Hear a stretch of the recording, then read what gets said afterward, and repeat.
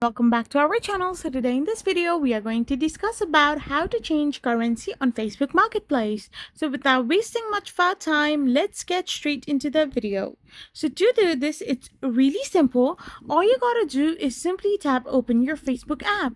So once you open your Facebook app, you will end up in this kind of interface. So simply tap on your profile and simply scroll down below to orders and payments. Once you simply tap on it, you will have this kind of interface on your screen. So now to change your currency on your Facebook Marketplace, you need to change your currency on Facebook itself. So for this, simply tap on Security and Controls, and there you can find the currency section. Simply tap it on and you need to tap on Continue again. So you can only change your currency in like 72 hours, once in a 72 hours. So if you're going to change your currency now, you can just change it like after 72 hours.